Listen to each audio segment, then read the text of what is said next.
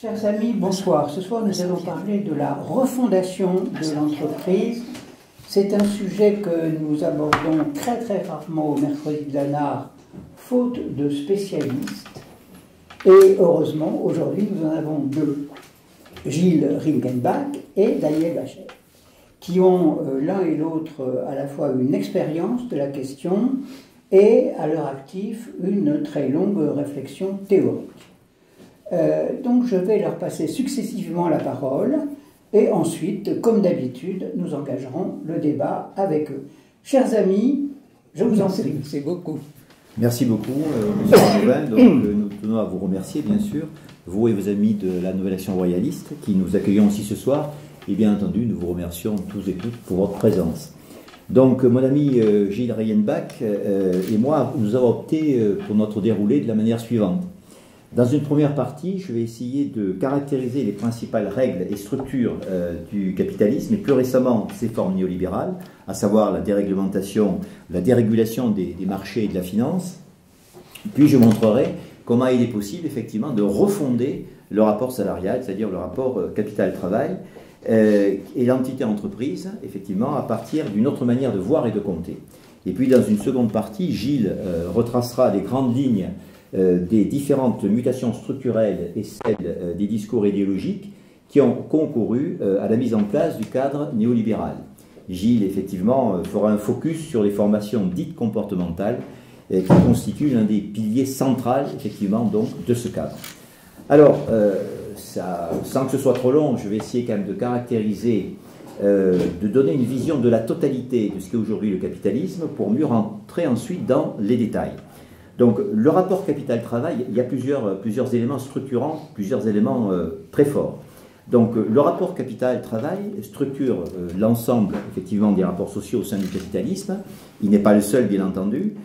Il existe aussi les rapports marchands. Quand on dit les rapports marchands, c'est les rapports de production, de consommation et de tout ce qui est lié, en quelque sorte, à la production de la marchandise, et qui ont une importance, effectivement, décisive à travers la notion de marché. Sachant, bien entendu, que le marché, on peut avoir plusieurs conceptions du marché, tout dépend de la manière dont il est construit. Alors il est clair que nous n'avons pas la même conception qu'Alain Menck, selon lequel effectivement le marché serait l'organisation naturelle de la société. Et puis il y a les rapports monétaires et financiers, troisième point. Alors bien sûr qu'ils sont tout aussi décisifs, c'est très important, mais faisons l'hypothèse par exemple que on veuille changer des rapports sociaux fondamentaux en partant de la finance. On changera un certain nombre de choses, mais on ne touchera pas le cœur du système. Pourquoi? Parce que si vous vous y prenez comme le souhaitait par exemple le prix Nobel Tobin, James Tobin, ou alors l'association ATTAC, qui souhaite par exemple pénaliser la finance, on peut toujours pénaliser la finance, c'est-à-dire introduire une taxe à hauteur de 0,5% sur les transactions financières qui vont à la vitesse de la lumière, et par conséquent, à partir de là, vous pouvez obtenir des ressources que vous allez redistribuer pour financer l'économie réelle, que ce soit au sud ou au nord. Bon, certes, c'est très important, mais ce n'est pas encore le cœur du système. Le cœur du système se situe, de mon point de vue, de notre point de vue, dans le cadre du rapport capital-travail, parce que, comme je l'ai dit, c'est lui qui structure l'ensemble des rapports sociaux. Et donc, l'entreprise prend sa place dans le cadre de ce rapport salarial, bien sûr, avec les droits de propriété qui vont avec. Alors, ça ne veut pas dire que le marché n'est pas une importance tout aussi décisive, mais le marché, dans la théorie néoclassique, qui est au fondement de l'approche libérale, cette théorie néoclassique a fait du mécanisme des prix, plus exactement, le mode de coordination central des économies concurrentielles de marché. C'est-à-dire que ce qu'il faut rajouter, et ça je pense qu'un économiste comme David Kaila a été très précis sur ce problème-là. Ce qu'il faut rajouter peut-être, c'est que l'un des principaux objectifs politiques de l'approche néoclassique puis néolibérale a été de construire un cadre institutionnel propre à empêcher l'irruption de la démocratie dans la sphère économique. Et ça, les économistes le disent moins. Pourquoi? Parce que dans le modèle traditionnel du marché, les droits du capital sont prédominants. Ce qu'on appelle les pouvoirs de décision et d'appropriation sont réservés aux seuls détenteurs de capitaux. Ce qui leur donne un droit tout à fait décisif, qui est le droit, donne le privilège même d'être les principaux titulaires sur des droits, en quelque sorte, sur le surplus collectif, tout ce qui a été produit en plus. Alors évidemment, tout ceci remonte très loin, mais effectivement, il faut bien marquer des points de rupture, des points de bascule, et je partirai de la liberté politique de 1789, puisque la Révolution française a été un moment charnière. Donc, pour tout ce qui relève de la modernité et de la liberté, quelle était la conception de la liberté politique en 1789, à partir de ça? Eh bien, la liberté politique de 1789 prétendait intégrer le droit de propriété dans les droits naturels de l'homme. Ce qui signifie qu'il restait ensuite, bien sûr, à traduire ces principes politiques dans la manière de décider, de produire et d'organiser les échanges.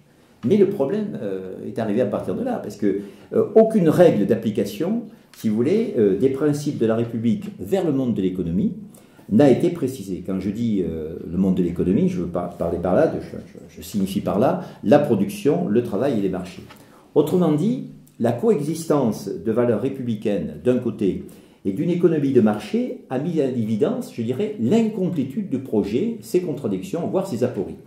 Progressivement, l'économie libérale a transformé la question des droits économiques en un simple respect des règles du marché et l'exercice prudent de la raison, en une approbation finalement eh bien, de la logique marchande. Alors bien sûr, on peut toujours dire, il y a la logique marchande, l'ordre marchand d'un côté, et puis de l'autre côté, vous avez la notion de république, la conception de la république que l'on peut se faire. Bon, est-ce que cet ordre républicain est en mesure, est en capacité de contrebalancer l'ordre marchand? On n'en est pas sûr du tout, simplement parce qu'il y a plusieurs conceptions de la République. Alors, parmi les conceptions de la République, vous les connaissez, République libérale, République conservatrice ou République sociale. Et dans la République sociale, on peut parler de la République jacobine ou de la République plébéienne. Il y en a plusieurs. Bon. Mais quelles sont les conceptions de la notion de République qui ont, en quelque sorte, été prédominantes et quels sont ceux qui sont aujourd'hui les plus en vue? C'est les conceptions libérales et les conceptions conservatrices. Pourquoi? Parce que ces deux conceptions de la chose publique, res publica, ont un projet implicite commun, c'est d'éviter que ne se réconcilient sur un mode démocratique l'ordre économique marchand et l'ordre politique républicain. Depuis la Révolution française, les droits de l'homme, les droits civils et les droits politiques n'ont pas été associés à des droits économiques et sociaux. Pourtant, on peut penser que les droits de la personne, les droits de participation et les droits économiques et sociaux forment un tout dont les parties doivent se compléter sans hiérarchisation aucune, dans le but simplement d'être réalisés. Alors, à partir de là, à partir de ces grandes catégories, ordre marchand, ordre républicain, le fil directeur de mon exposé va être synthétique suivant. La manière de voir et de compter oriente les prises de décision, mais elles orientent également les stratégies et les finalités de l'entreprise.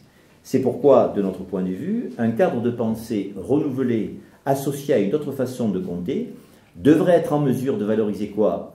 Le travail, c'est-à-dire derrière les êtres humains, et la nature, tout en assurant les équilibres économiques. Et je vais y montrer effectivement qu'une autre manière de produire et de décider collectivement passe par la reconstruction radicale de l'approche de l'entreprise et des outils comptables. Alors évidemment, il y a d'abord un tableau général qui va être très rapide, c'est que nous sommes dans un monde aujourd'hui qui est tout à fait spécifique, ce qu'on appelle le néolibéralisme, vous le savez, sauf qu'il faut le caractériser. Alors il y a trois axes forts sur lesquels je vais revenir.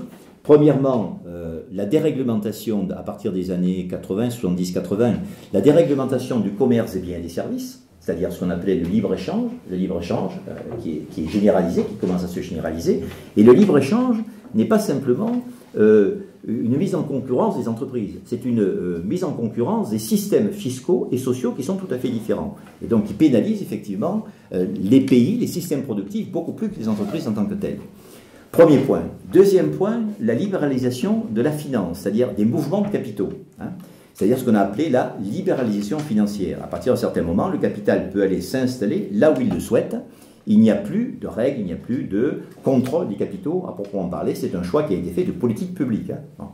Et troisième point, le dernier point, donc, c'est un point qui est peut-être souvent mis de côté, mais qui est tout à fait décisif, et qui va être au centre de notre exposé, c'est ce qu'on appelle la transformation du régime de contrôle des sociétés, ce qu'on a appelé le gouvernement d'entreprise, ou en anglais la corporate governance, et qui signifie qu'à un moment donné, à partir d'un certain moment, les détenteurs de capitaux se sont attribués quasiment les pouvoirs, tous les pouvoirs.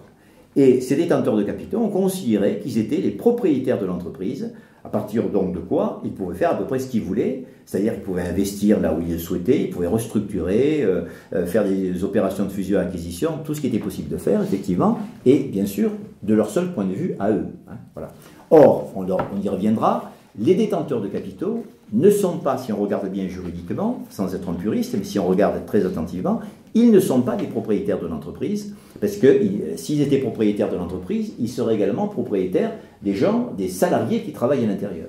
Or, ils ne sont propriétaires que des titres de propriété ou des actions, si vous voulez. Mais ils ne sont pas propriétaires de l'entité entreprise. Hein. Je reviendrai là-dessus, mais on distinguera d'ailleurs quand on parle d'entreprise, il n'est pas question de l'entreprise, de l'entité qui produit, de la structure qui produit les biens et services. Souvent, quand on dit les entreprises se restructurent, les entreprises licencient, ce ne sont pas les entreprises qui licencient, ce sont les sociétés derrière lesquelles se trouvent les actionnaires et les propriétaires. Hein, voilà. Et donc, ce sont deux entités, donc à ne pas confondre, on y reviendra. La question à partir de ça, si vous voulez, c'est comment est-il possible de produire plus sobrement et de valoriser le travail, tout en répartissant équitablement, effectivement, les richesses. La réponse, de notre point de vue, ne peut venir que de la mise en place d'institutions, d'outils comptables, de structures, de cadres normatifs collectifs auxquels seront assignées de nouvelles finalités. Donc, ça veut dire que l'enjeu, pour nous, c'est de proposer un projet économique et social dont l'objectif est de refonder l'entreprise et par conséquent de dépasser le rapport salarial capitaliste afin de prendre en compte le respect des écosystèmes et surtout, bien sûr, la finitude également donc du système. Alors, quand on rentre un peu dans le détail, outre cette distinction que j'ai opérée il y a quelques instants, il faut regarder 2 ou 3 éléments juridiques un peu plus près, si vous voulez. Et vous savez, vous avez entendu parler tous ici de la loi Pacte, qui avait pour objectif, mise en place par le gouvernement d'Emmanuel Macron, qui avait pour objectif donc de reformuler un certain nombre de problèmes autour de l'industrie, du travail, et donc de la flexibilité et tout ce qui pouvait effectivement découler de ces processus-là. Quand on regarde effectivement la définition dans le Code civil, parce qu'il faut partir de là, à la fois du Code civil et du Code du commerce, qui est donné de l'entreprise, qui concerne l'entreprise, quelle est la définition qui est donnée? Voilà la définition. Les articles de référence sont les articles 1832 et 1833 du Code civil.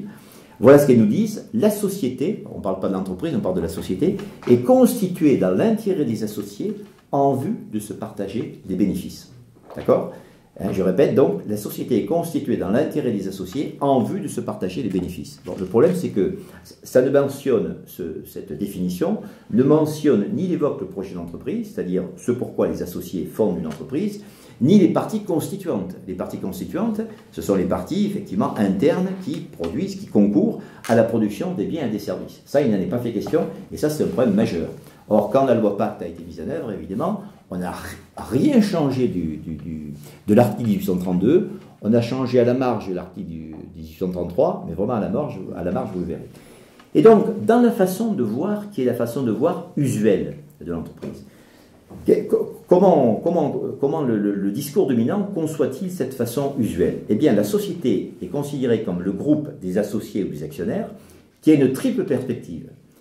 Son objectif social, son objet social, on parle toujours d'objet social, vous le savez, c'est un contrat qui est passé entre associés qui conviennent par un contrat, donc, d'affecter à une entreprise commune des biens ou leur industrie en vue de se partager le bénéfice. Premier point. Deuxième point, c'est son intérêt social. Son intérêt social, c'est celui de la société, comme je le disais, c'est de l'entité juridique elle-même, mais en fait, quand on regarde bien, il s'agit essentiellement de l'intérêt des associés ou des actionnaires. D'accord? Et son objectif financier, c'est ce qui a été indiqué, c'est le profit qu'espèrent se partager les associés ou les actionnaires. Troisième point. Bon. Alors, associé à cette manière, à cette conception juridique, vous avez également une conception gestionnaire et une conception économique. Et cette conception économique, c'est la suivante. J'ai apporté quelques petits documents que vous pouvez regarder, que vous pourrez voir par la suite. Dans la façon de compter usuelle, alors je simplifie, je simplifie beaucoup, mais la façon de compter usuelle, c'est la suivante. Vous prenez le chiffre d'affaires, et ce chiffre d'affaires, qu'est-ce que vous allez soustraire? Vous enlevez les achats, c'est ce qu'on appelle les coûts d'exploitation. Vous enlevez les achats, les salaires, les amortissements, les intérêts et les taxes, et vous avez ce qu'on appelle, vous obtenez à la fin, le résultat. D'accord? Ça, c'est le résultat au sens traditionnel du terme, la manière dont on compte aujourd'hui. Chiffre d'affaires, moins effectivement donc les coûts d'exploitation. Et vous pouvez calculer autrement, parce que ce résultat est aussi par ailleurs le produit de la somme des marges. Prix de vente moins prix de revient, la marge, la somme des marges est égale également au résultat. Tout ceci n'est pas inexact, bien entendu. Sauf que si vous calculez les choses comme ça, eh bien l'entreprise, l'entité entreprise en tant que telle, la structure productive, celle qui produit les biens et les services derrière laquelle se trouve le monde du travail, eh bien il n'existe pas, il est passé à l'as, si vous voulez. Il passe totalement au second plan, il n'existe pas. D'accord ? Seul est reconnu, effectivement, la société avec les actionnaires et les propriétaires. Vous avez une autre manière de voir les choses, une autre manière de compter.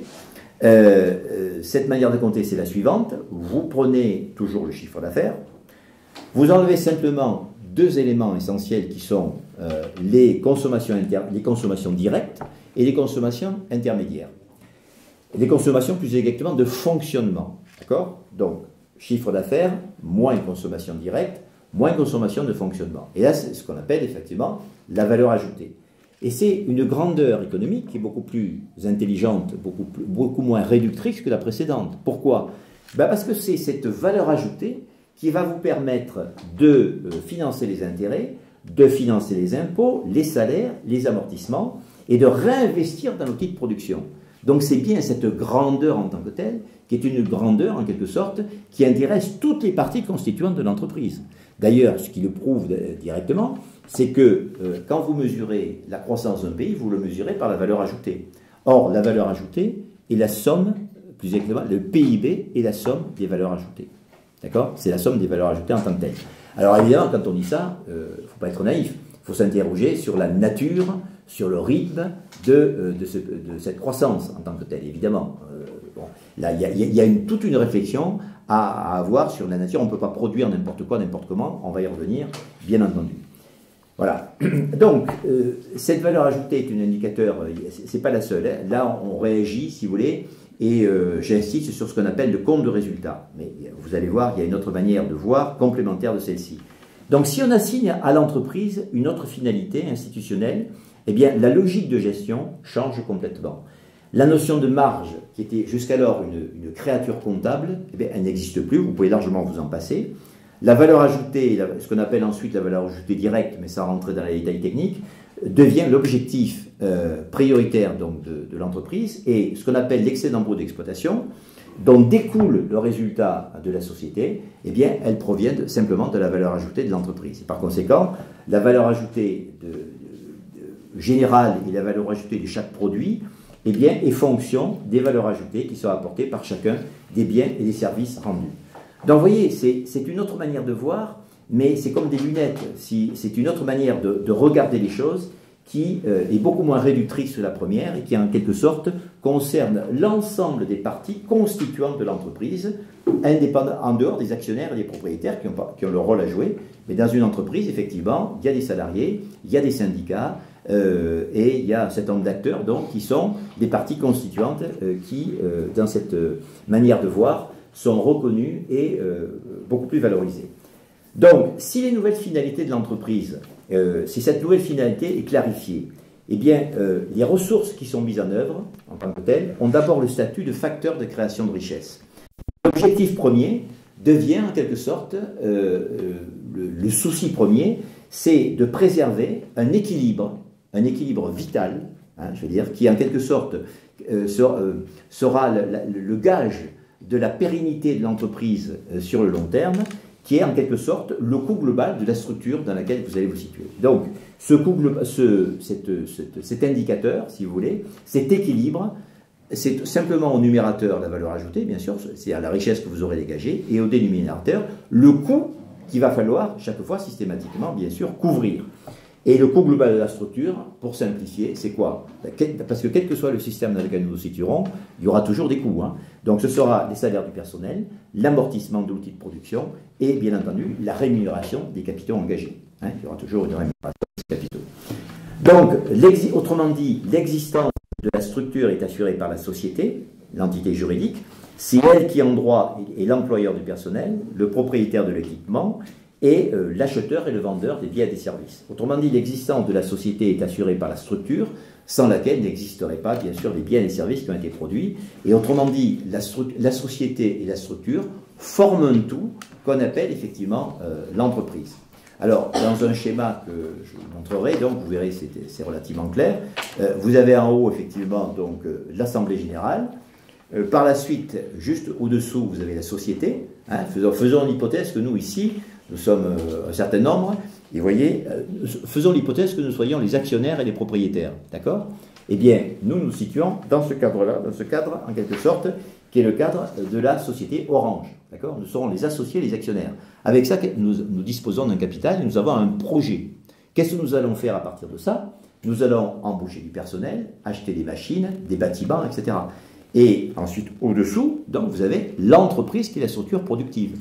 Mais nous, ici, nous serons les associés, c'est-à-dire les actionnaires, d'accord? Les salariés que nous allons embaucher, par rapport à nous, ça va être des tiers, et ce seront des coûts. Ils ne seront pas à proprement parler des associés comme nous le serons, d'accord? Donc il faut bien distinguer, vous voyez, quand on dit les entreprises sont associées, les entreprises sont là, distinguons quand même ces deux entités, parce que les catégories dont je vous ai parlé, les actionnaires et les propriétaires d'un côté, les salariés, n'ont pas exactement les mêmes intérêts dans la chose. Donc, à partir de ce moment-là, l'efficacité recherchée, ce n'est plus, comme on le voit aujourd'hui, un optimum financier, parce que malheureusement, aujourd'hui, c'est un optimum financier, mais un optimum économique, social et écologique. D'accord?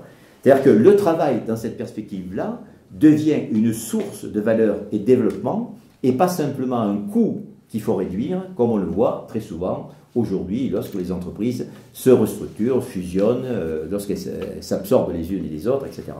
Et donc, en clarifiant les nouvelles finalités de l'entreprise, on clarifie également une grille de lecture qui permet de changer nos représentations. Ça veut dire que la source du pouvoir ne provient plus exclusivement de la seule propriété du capital. Or, jusqu'à ce jour, la source du pouvoir ne provient que de la propriété du capital. D'où les aberrations que vous pouvez voir aujourd'hui. Pourquoi un PDG, récemment, vient-il d'être rémunéré 130 millions d'euros dans l'année? Ce qui signifie quand même 100, si je me souviens bien, 100 millions par jour. D'accord? Pardon, 100 000 euros par jour. J'y vais un peu fort aussi. 100 000 euros par jour. D'accord? 100 000 euros. Bon. Donc, c'est pas rien. Or, on peut toujours critiquer tout ça. Mais si on ne revient pas à la cause, d'accord, on ne fera que déplorer les conséquences. Donc, la cause, c'est tout ce que je viens de vous dire. D'accord? À partir de ce moment-là, donc, c'est-à-dire que le PDG ne peut pas tout faire. Enfin, la personne qui a été élue ne peut pas tout faire. D'abord, il faut savoir par qui elle a été élue. Elle peut ne pas être élue que par les actionnaires et les propriétaires. Bon. Dès lors, si le pouvoir d'entreprendre et de décider ne provient plus de la seule propriété des actions, ça veut dire que l'intérêt social devient bien celui de l'ensemble des parties constituantes de l'entreprise, qui sont toutes aussi légitimes les unes que les autres à intervenir dans les processus donc, de décision. Ce qui veut dire, alors là je vais être assez rapide sur ce point-là, mais il faut quand même en parler, vous avez donc une logique d'implication du partage des pouvoirs. On en parle beaucoup, mais on ne le fait pas. Hein. Dans les grandes sociétés, ça veut dire qu'il faut une ouverture massive du conseil d'administration ou du conseil de surveillance, qui est une instance stratégique à qui? Aux représentants des salariés. Pourquoi faire? Pour mieux redéfinir l'intérêt de l'entreprise au sens où j'en ai parlé. Je ne parle pas de la société, de l'intérêt de l'entreprise donc, et des différentes parties concernées. Quant à l'organisation du travail en tant que telle, ou de la production, elle peut relever d'un conseil d'établissement. Et c'est la configuration institutionnelle d'ensemble, si vous voulez, qui réorganise les pouvoirs à tous les niveaux. Les pouvoirs à tous les niveaux, ça veut dire au niveau opérationnel, au niveau tactique et au niveau stratégique. Donc ça veut dire qu'il faut, ça signifie qu'il faut multiplier les formes de contrôle des salariés à ces trois niveaux qui relèvent de domaines qui sont des domaines économiques et politiques. Donc, on l'a vu, cette manière de voir et de compter est tout à fait décisive, puisqu'elle oriente les stratégies et les finalités de l'entreprise, ce qui veut dire, bien évidemment, que vous avez une remise en cause aujourd'hui de ce qui existe, de ce qu'on appelle les normes. Il y a des comptables, je crois, dans la salle, des experts comptables en tant que tels, et il faut remettre en question ce qu'on appelle les normes internationales, les normes IFRS, International Financial Reporting Standard, en tant que telles. Pourquoi ? Parce que ce sont des normes qui constitutionnalisent le capitalisme sous sa forme financière, aujourd'hui. Et ça déconseillé, ça veut dire quoi? Ça veut dire que, ça rentre dans les détails, mais vous avez, jusqu'à une certaine époque, les comptables le savent, on calculait au coût historique, c'est-à-dire ce que valait une entreprise à un instant T. Elle vaut ce qu'elle vaut à un instant T. Si vous calculez par le système de la juste valeur, vous anticipez déjà ce qu'elle va valoir dans 10-15 ans. Et vous allez considérer ce qu'elle va valoir dans 10-15 ans, c'est-à-dire beaucoup plus. On peut reporter la somme aujourd'hui, et donc vous allez construire une valorisation purement fictive, qui n'a strictement rien à voir avec ce qu'elle vaut réellement. D'où ensuite, vous avez les crises financières, pas à répétition. Cette ouverture, alors l'ouverture dont je vous ai parlé, elle ne s'impose pas d'elle-même, évidemment. Elle découle directement de la nouvelle finalité institutionnelle que vous avez assignée à l'entreprise, portée par ses états comptables. Je dis bien, parce que si vous voulez, admettons, certains veulent aujourd'hui, je pense, partager le pouvoir à travers la codétermination, des choses comme ça. C'est passionnant. Et si vous ne changez pas les règles du jeu à structure, je dirais, de profitabilité, structure lucrative inchangée, ben vous allez demander aux salariés, si vous leur demandez de participer davantage à les conseils d'administration, de participer aux conditions de leur propre exploitation ou de leur propre éviction du système productif. D'accord? Donc il faut changer les deux à la fois. Finalité institutionnelle et finalité de l'entreprise. Alors parfois quand on dit la finalité de l'entreprise, très souvent on dit, vous savez, oui mais c'est quand même le profit. Ben, je ne dis pas le profit, sauf que le profit ne peut pas être la finalité de l'entreprise. Alors il y a des exemples qui sont intéressants.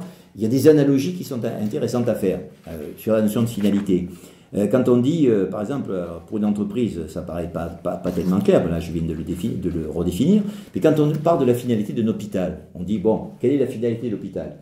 Il y a des grands spécialistes, tout le monde peut se mettre d'accord, la finalité d'un hôpital, c'est de soigner les gens ou faire en sorte qu'ils soient en meilleure santé quand ils sortent que quand ils sont rentrés. D'accord?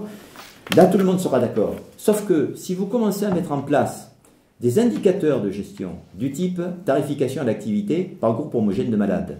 Vous commencez à faire entrer des indicateurs, parce que vous savez ce que c'est, ça veut dire que certaines pathologies sont plus rentables que d'autres. Donc vous voyez bien que les hôpitaux vont aller vers ce qui est le plus rentable, ou les cliniques. Bon. Par conséquent, vous commencez à faire entrer des indicateurs de rentabilité qui vont percuter la logique institutionnelle que vous vouliez faire prévaloir. Et donc, qu'est-ce que vous allez faire? Si les cliniques deviennent de plus en plus lucratives, et les hôpitaux aussi, ça nous donne le système américain où vous ne pouvez vous faire soigner qu'en fonction de vos capacités contributives. Voyez, donc, vous voyez bien, alors, on le comprend pour l'hôpital, on le comprend pour l'école, mais pour l'entreprise, c'est exactement la même chose. Et ça peut être exactement la même chose pour les banques et pour tout le reste. Donc, alors, je vous ai présenté là, si vous voulez, un système de gestion fondé sur la valeur ajoutée. Il y en a d'autres, il y en a un autre.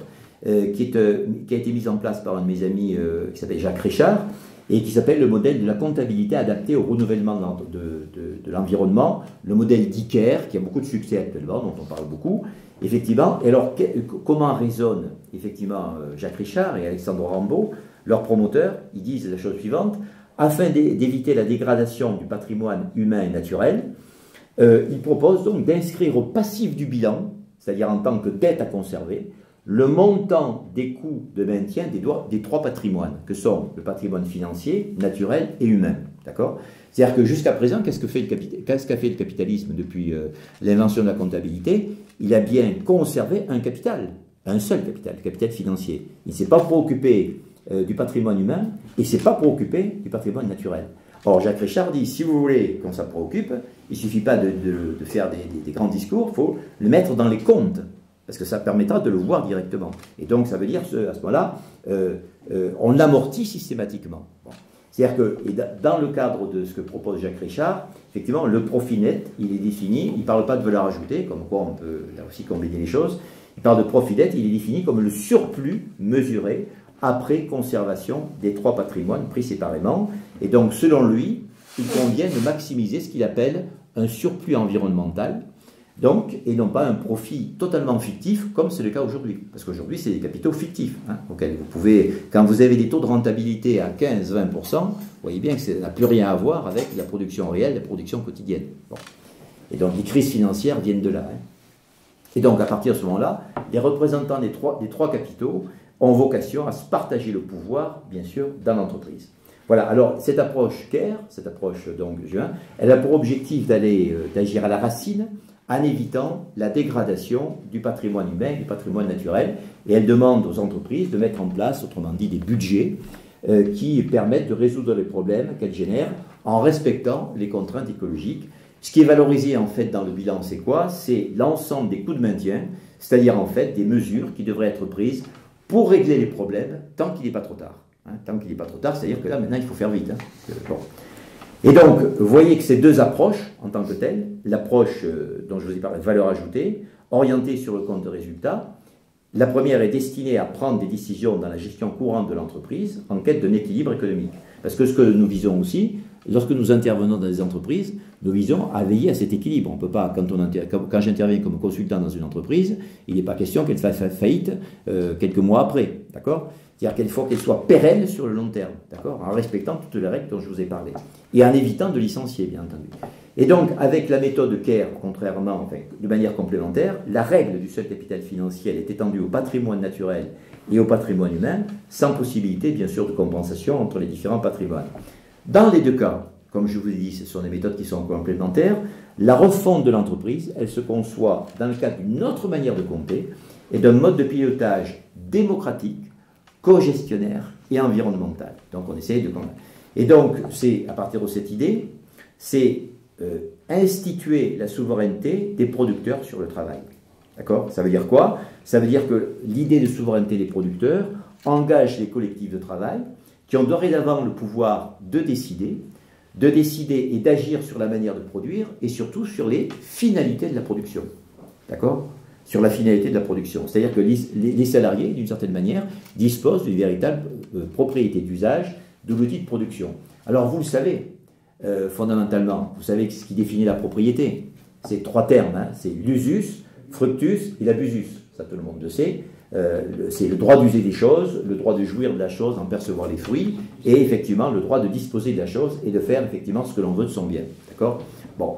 Eh bien, avec ce que je vous ai proposé, ça permet déjà d'encadrer le droit à la propriété et le droit issu de la propriété. Parce que quand vous avez des débats, vous savez, à la télévision sur la propriété, on voit très souvent que les gens s'écharpent sur des enjeux qui sont relativement seconds et pour lesquels ils n'arrivent pas à se mettre d'accord. Or, il y a quelque chose qui est d'une grande clarté, c'est que ce qui ne pose pas problème en tant que tel, c'est le droit à la propriété. Vous avez parfaitement le droit d'avoir votre téléphone portable, votre voiture, votre appartement, etc. Ça, c'est le droit à la propriété. Ce qui pose problème, c'est pas ça. C'est le droit issu de la propriété qui donne à certains actionnaires et propriétaires le droit de faire à peu près ce qu'ils veulent de la vie des gens. D'accord? Et ça, c'est autre chose. Ça, c'est le droit issu de la propriété, comme je vous l'ai dit, qui n'est pas obligatoirement légitime, dans la mesure où les propriétaires ne sont que les propriétaires des actions et des titres de propriété. Donc, vous voyez, alors à partir de là, je crois que je vais peut-être m'arrêter là pour laisser la place, sauf s'il me laisse un peu de temps. S'il me laisse du temps, moi je le prends, hein, pas de souci. Mais j'ai encore 5 minutes. Moyen. Alors, moyen. Alors, j'insisterai sur un seul point parce que je ne veux rien oublier. Hein. Vous savez, c'est comme dans un système. Si vous changez un élément du système, forcément, ça va avoir des effets à côté. Alors, parfois, certaines personnes, pas ici, j'imagine, mais peuvent me dire « Ah oui, mais vous n'avez pas oublié ceci. » J'ai rien oublié, simplement, j'ai pas eu le temps de parler de tout. Mais je vais parler, effectivement, si on veut refonder les finalités de l'entreprise, il faut repenser, bien entendu, la finalité des banques. C'est aussi la finalité institutionnelle des banques. Si c'est clair pour l'hôpital, ça devient clair pour l'entreprise, mais pour les banques, c'est pareil. Si les banques, vous leur laissez la possibilité de faire ce qu'elles veulent, c'est-à-dire d'avoir des taux de rentabilité à 20, 25, 30%, d'accord, vous faites du capital fictif en permanence, il est clair que vous allez tout droit vers la crise financière. Donc ça veut dire que les banques doivent devenir des sociétés à profitabilité encadrée. À profitabilité encadrée. Ça veut dire que leur objectif aux banques, c'est pas de faire des coûts, hein, c'est pas de faire du business, comme on dit, c'est de financer l'économie réelle. Ça, c'est des choses de principe, si vous voulez, que vis-à-vis desquelles tout le monde devrait se mettre d'accord. Donc ça veut dire que si vous êtes d'accord avec ça, ben, ça veut dire qu'il faut un contrôle public par les parties prenantes, c'est-à-dire quelles sont les parties prenantes? Ce sont les salariés, les représentants des entreprises, les représentants locaux de l'État, des collectivités territoriales, des associations, etc. D'accord? Et ça veut dire qu'il n'est pas question d'étatisation, il est question de socialisation et de démocratisation des banques. Ce n'est pas l'étatisation. Donc ces agents et ces représentants d'institutions auraient à ce moment-là un pouvoir de suivi, d'orientation, de validation et de recadrage de la stratégie bancaire. D'accord? Et donc, les parties constituantes et prenantes inscriraient autrement dit leur action dans le cadre de ce qu'on appelle, je ne fais que reprendre là ce que propose Frédéric Lordon, un système socialisé du crédit, d'accord, qui procéderait de la manière suivante, un système de nationalisation et de déprivatisation qui nous conduit effectivement à un système de socialisation, c'est-à-dire de démocratisation à proprement parler des banques en tant que telles. Voilà. Alors, je vais m'arrêter là peut-être, parce qu'on m'a fait comprendre que mon temps était passé, j'aurais pu vous donner, mais ce sera peut-être dans le débat. La discussion, bien sûr. Cher ami, vous avez la parole. Merci beaucoup. Tout de suite, je vais vous dire que, contrairement à notre ami qui est dans la salle, Jean-Michel Toulouse, pour ne pas nommer, et qui est un ancien fonctionnaire de la fonction hospitalière, et mon ami Daniel Bachet, qui est un fonctionnaire d'éducation nationale, professeur émérite, moi je ne suis pas du tout de ce sérail. Je suis un pur produit, si je peux m'exprimer ainsi, de l'entreprise privée, capitaliste. J'ai occupé des fonctions de cadre, tout ce qu'on peut imaginer.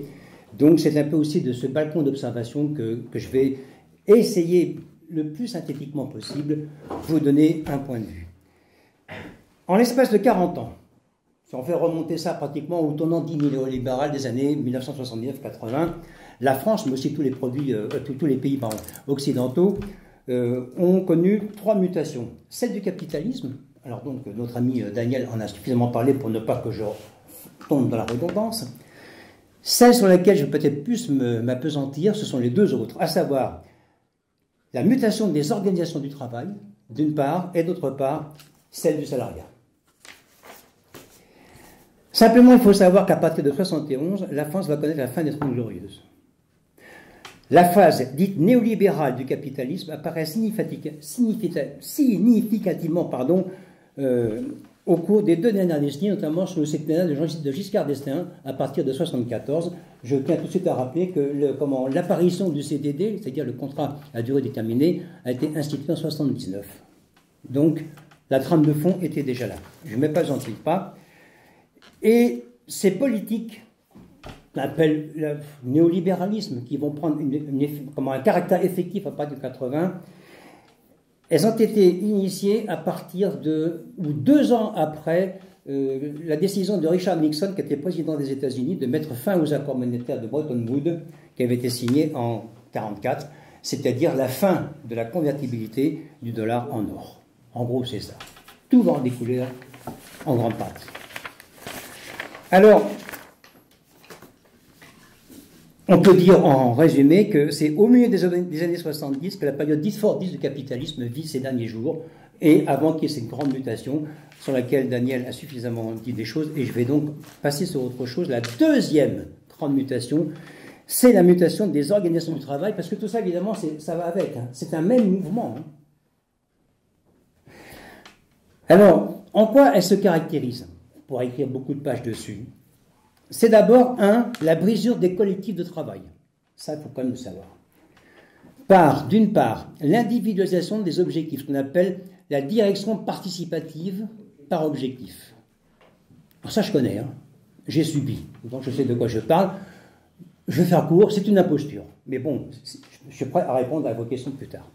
La deuxième, ce sont évidemment qui vont de pair. En amont, il y a la DPPO, donc la direction participative par objectif, et en aval, les entretiens dits d'évaluation, qui ont été mis en place dans ce même mouvement.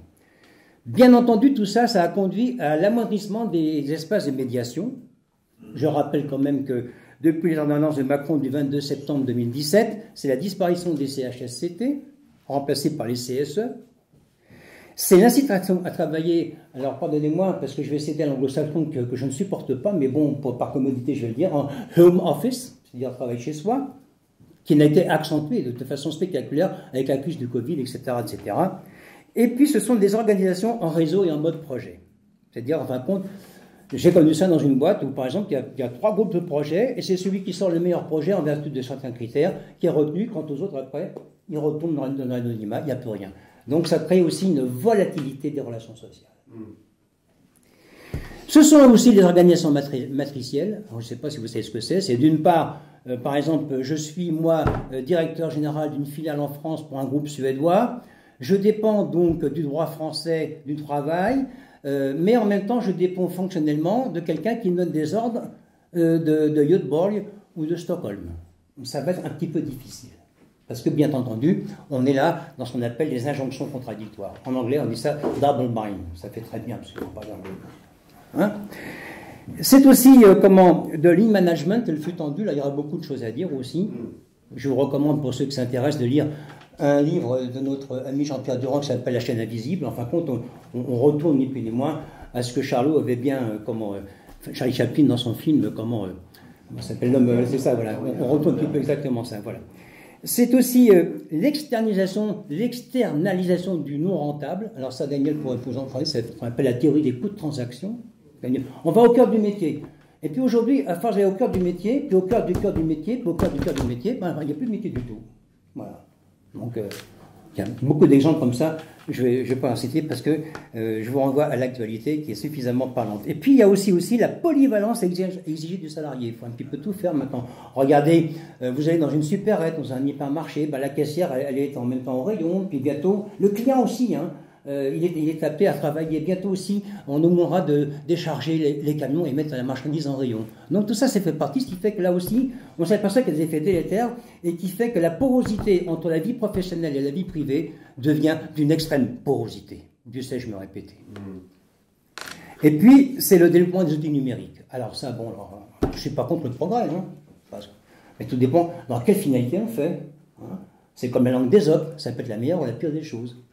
On s'aperçoit qu'aujourd'hui, alors avec l'IA, ce qu'on appelle l'intelligence artificielle, ça pose quand même un certain nombre de problèmes d'ordre anthropologique.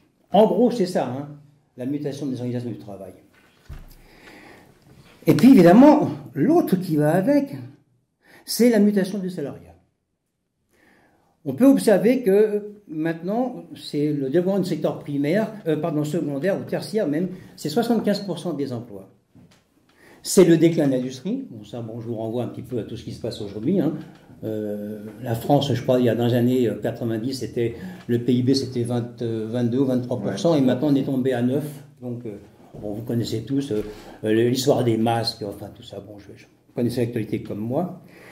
Par contre, la population des cadres a augmenté. Bon, si j'ai des questions sur la notion de cadre, je ne vais pas y répondre parce qu'il y a beaucoup de choses à dire sur les cadres. C'est l'intensification de la précarité.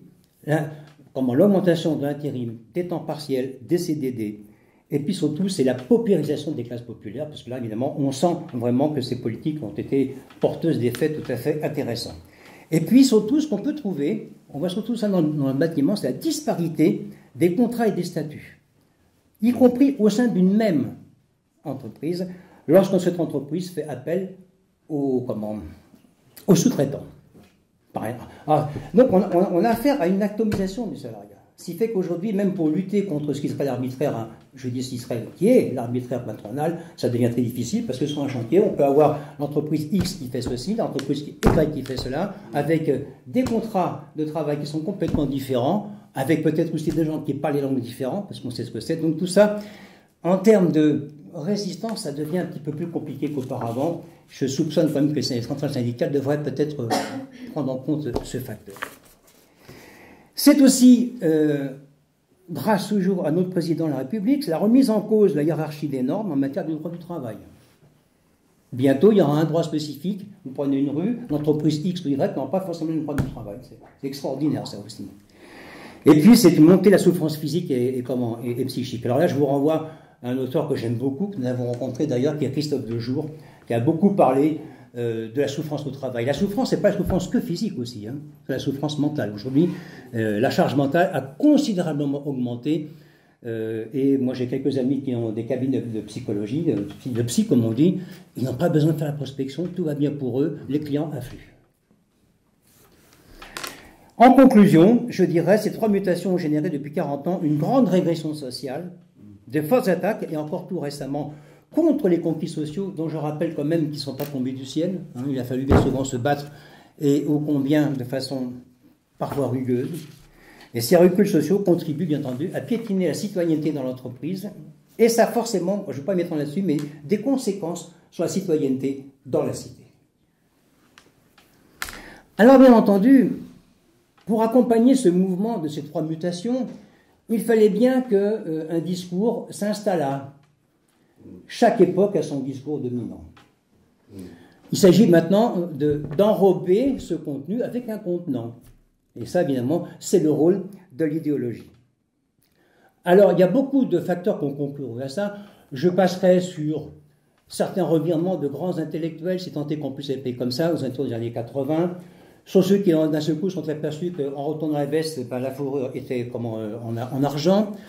Je pense aussi à la critique, recul de la critique sociale à l'université, bien entendu, mais surtout, ce qu'il faut dire aussi, c'est l'évolution des partis sociaux-démocrates, notamment en France, qui se sont convertis à l'idéologie dominante quand ils n'ont pas précédé les desiderata. Bon, ça mériterait aussi une demi-heure de développement. Moi, je crois que je vais quand même faire l'impasse dessus.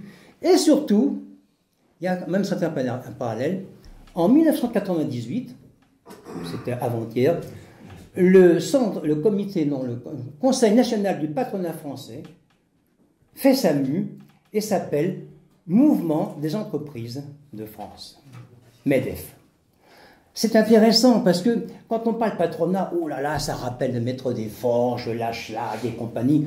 Le mouvement des entreprises, on ne sait pas, les entreprises, comme dit Daniel, on ne sait pas ce qu'il y a dedans, mais c'est très bien. Ce qui veut dire aussi que le MEDEF, et là il faut lire ses statuts, on a peut-être l'occasion d'en parler brièvement tout à l'heure, non seulement il prétend régenter ses intérêts de classe, bien entendu, mais en même temps, il se pose comme producteur d'idéologie. Mais ça, je vais revenir tout à l'heure. Je vous passe aussi, vous pouvez constater, vous êtes dans une belle librairie, l'augmentation des titres de presse, en ce moment consacrée à l'entreprise, capital, tout ça. Bon, c'est tout ce mouvement, en fin de compte, qu'il y a là. Et donc, on arrive maintenant à l'apparition des experts et surtout de ce qu'on appelle le management humaniste. Alors ça, on peut en parler beaucoup. Hein. Désormais, le bonheur est individuel. L'entreprise est censée en être l'institution de réalisation. Les arguments d'une nouvelle rationalité économique, ou prétendue comme telle, bien sûr, le discours gestionnaire sont énoncés comme allant de soi. Et en fin de compte, on va promouvoir ce qu'on appelle le paradigme entrepreneurial. Et ça, quand je vais arriver au focus sur les formations dites comportementales, tous ces paradigmes sont complètement repris et inclus dedans, bien entendu.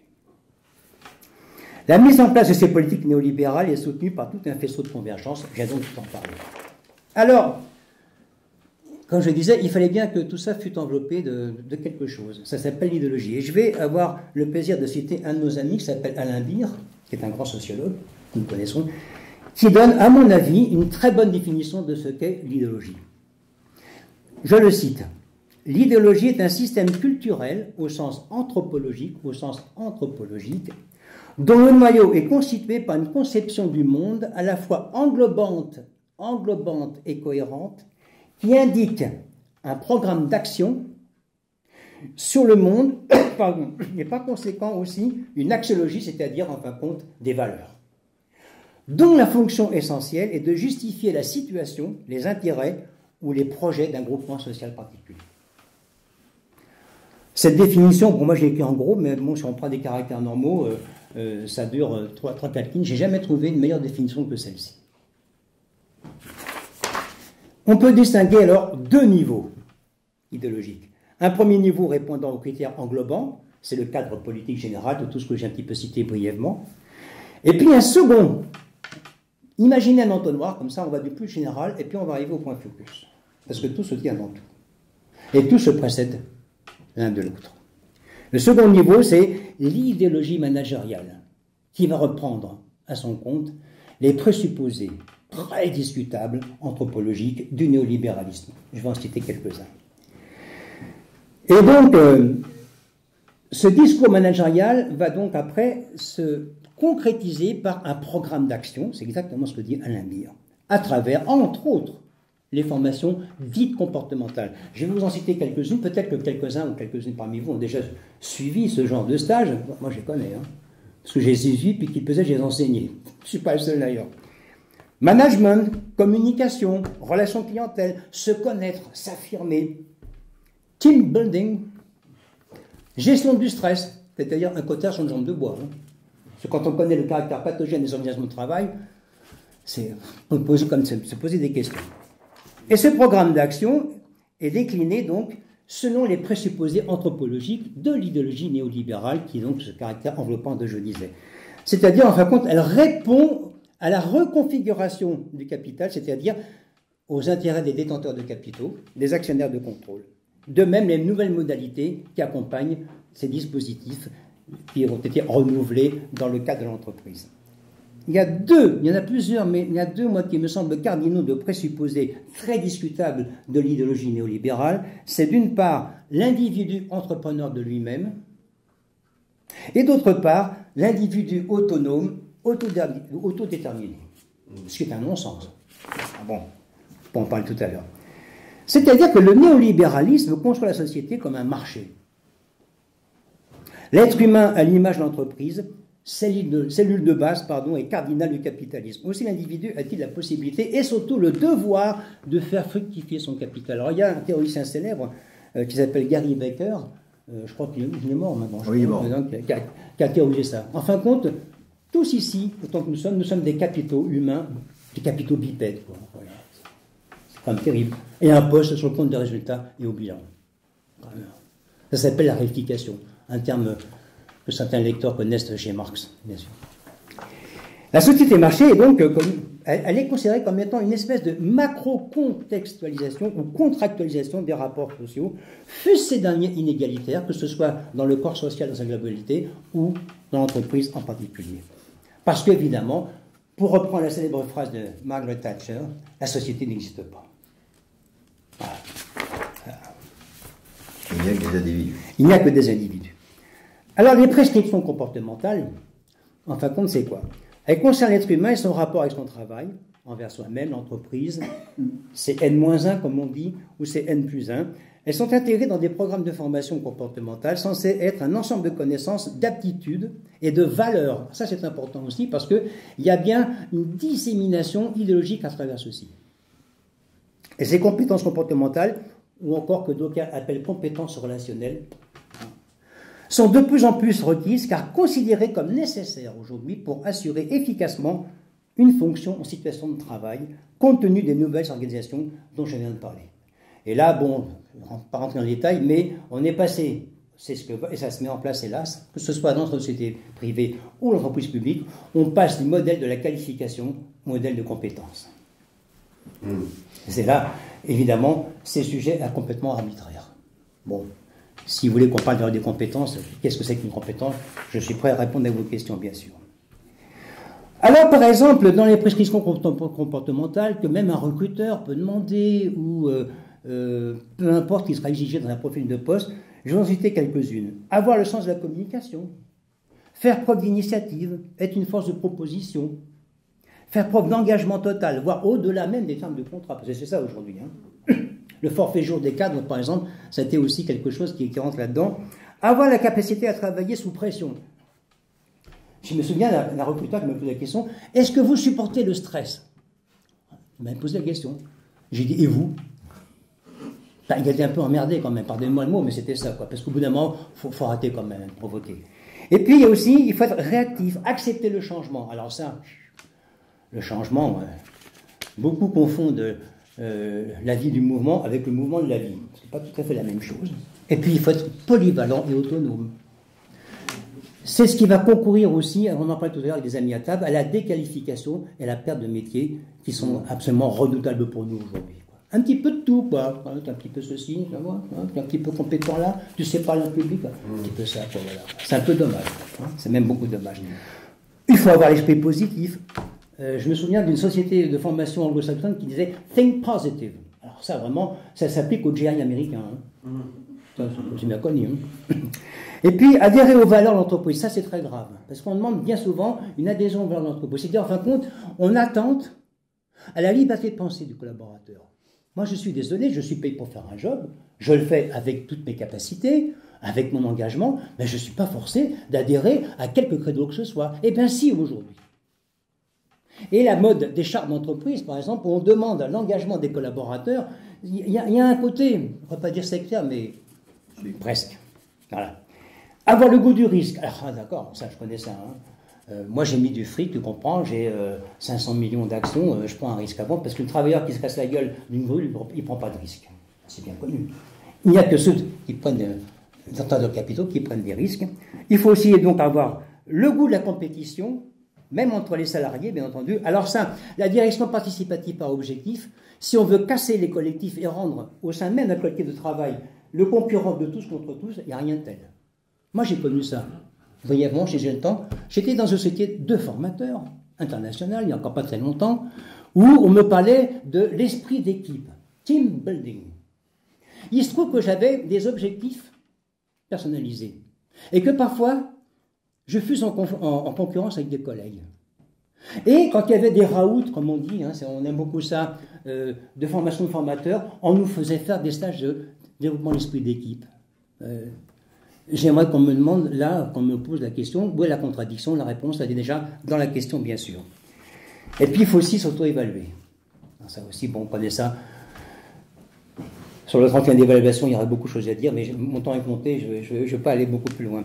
Alors, quelles sont les caractéristiques de ces formations dites comportementales?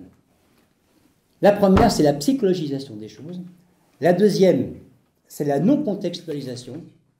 Et la troisième, c'est l'individualisation. Qu'est-ce qu'on peut entendre par psychologisation? Eh bien, il faut entendre le fait d'analyser et réduire les problèmes des rapports des agents avec leur travail, leurs collègues, leurs supérieurs hiérarchiques, leurs collaborateurs, dans l'entreprise globalement, par des explications psychologiques ou psychologisantes. Les rapports sociaux ne sont traités qu'à la seule dimension des rapports interpersonnels ou strictement personnels. Est évacuée toute approche sociologique et encore plus, évidemment, toute approche sociopolitique.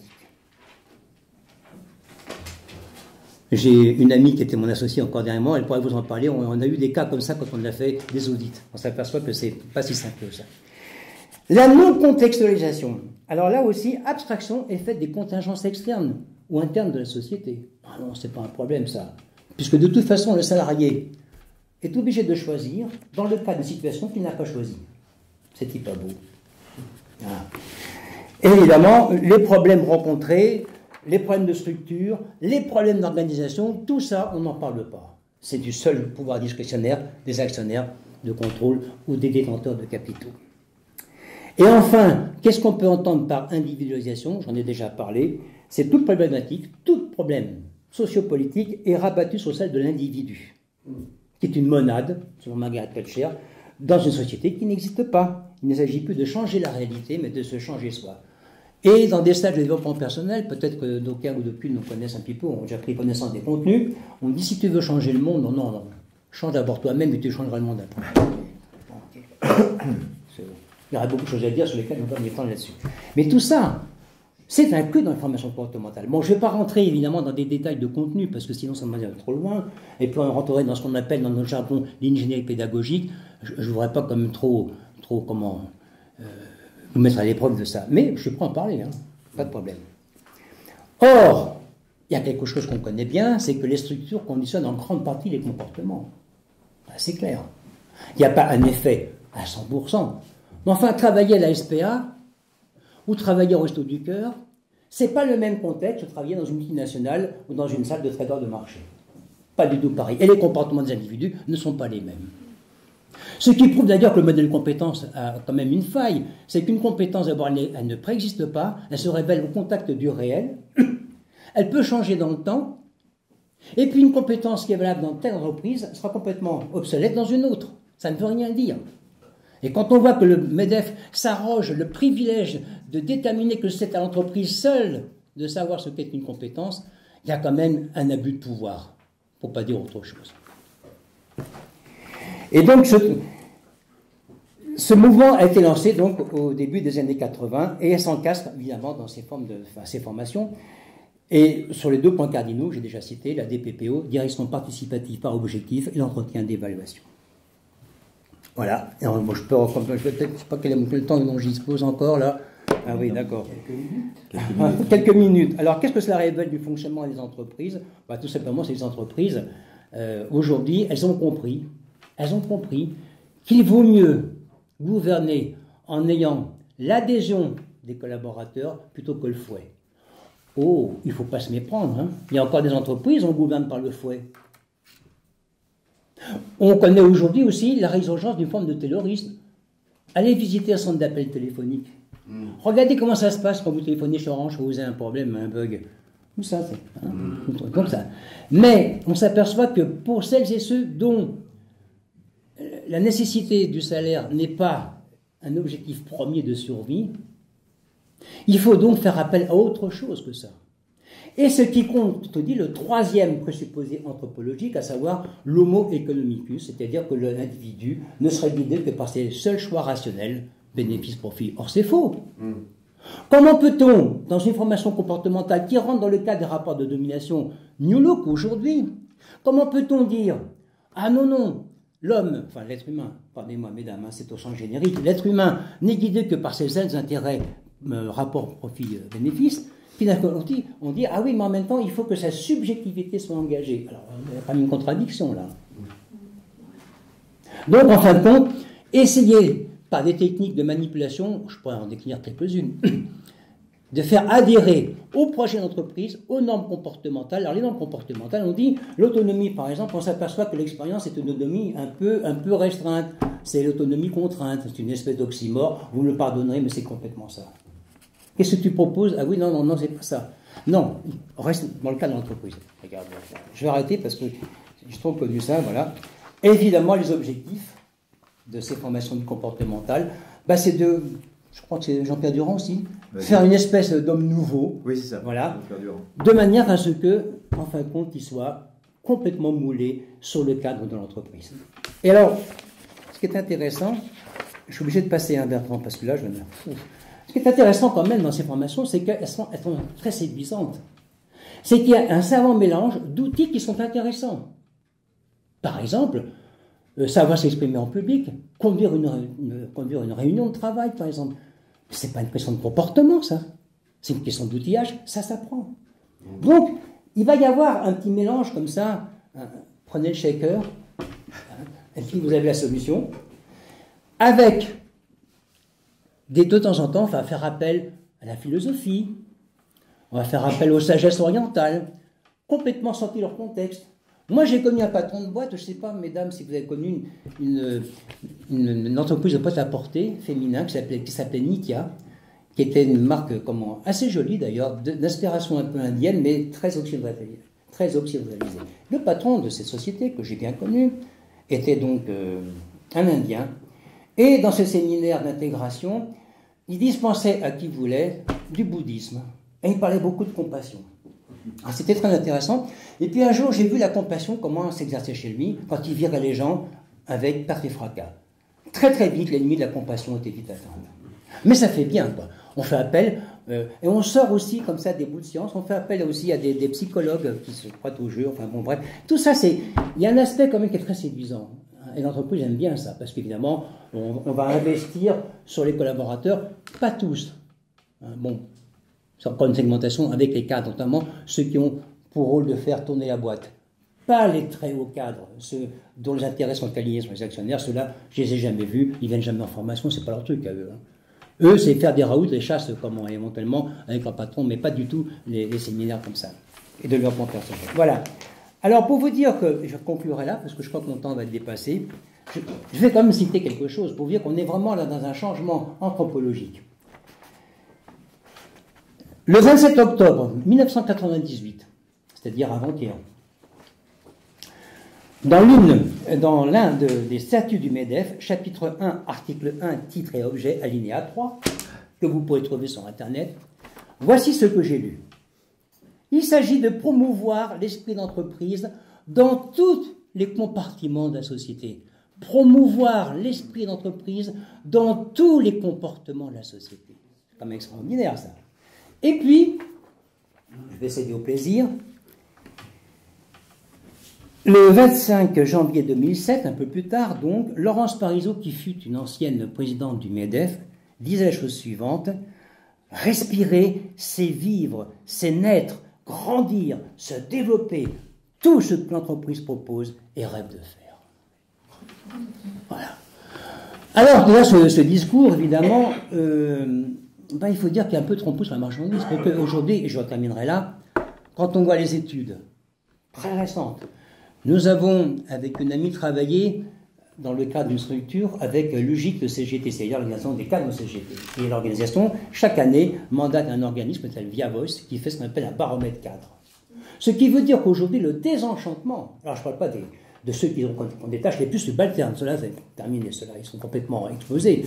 Mais maintenant, on monte dans la dégradation, dans la perte de sens du travail, au sein de professions qui, jusqu'à présent, étaient encore préservées. Ce qui veut dire qu'aujourd'hui, le changement de l'humanisme, c'est bullshit. Et je terminerai en citant cette phrase du célèbre film. Il fallait que tout changeât pour que rien ne change. Merci. Merci beaucoup. Le débat est ouvert, chers amis. Je vous en prie. Alors, je t'en prie. Alors, j'aurais deux questions, même si c'est plus une remarque qu'une question. Les deux portent sur la première partie de l'exposé plutôt. Vous avez évoqué la finalité des entreprises en faisant une comparaison avec l'hôpital. Mais précisément, l'hôpital, c'est une entité publique qui n'a pas vocation à rechercher le profit. Donc, si on considère qu'une entreprise ne doit pas mettre dans la finalité la recherche du profit, finalement, je ne sais pas si vous êtes d'accord avec ça, vous remettez en cause un petit peu la séparation entre le public et le privé, enfin, en tout cas la définition qu'on peut avoir du privé.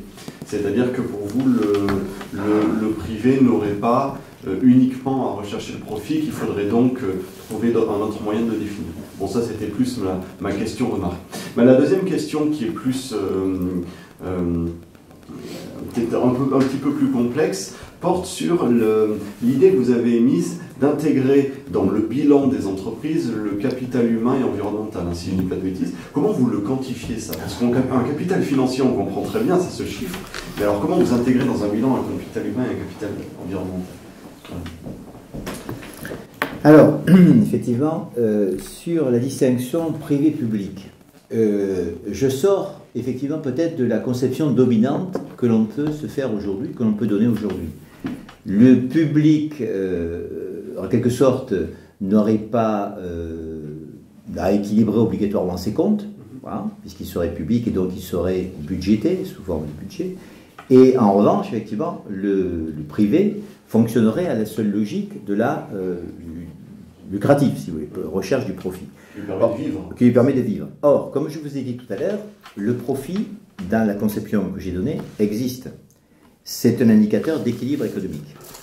Mais ça ne peut pas être l'objectif, effectivement, premier de l'entreprise. C'est-à-dire que l'objectif premier de cette entité sera, alors quand je dis, l'objectif premier, c'est la production de biens et de services. Et la contrepartie économique de cette production de biens et de services, c'est une contrepartie économique, c'est cette notion de valeur ajoutée, qui est une grandeur pour tous, en quelque sorte. Alors que le profit ne conserve qu'une minorité dans l'entreprise.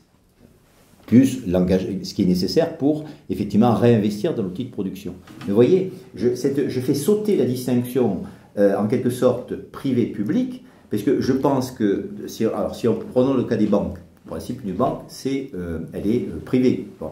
Mais si elle est privée, si vous lui attribuez que ce rôle-là, vous avez vu les dérives auxquelles on assiste à l'heure actuelle, c'est-à-dire qu'effectivement, elle devient plus que privée, son niveau de recherche de rentabilité s'accroît d'année en année. Le passage aujourd'hui des 30 glorieuses à la période présente, c'est un accroissement des taux de rentabilité. Or, on peut parfaitement vivre, je suis d'accord, avec un taux de rentabilité à 3 ou 4%. Mais si vous laissez faire le dispositif, vous en arrivez à la situation d'aujourd'hui, vous avez des taux de rentabilité à 15-20% au niveau mondial, ce qui percute les logiques de croissance et qui nous entraîne aux crises économiques que l'on connaît aujourd'hui.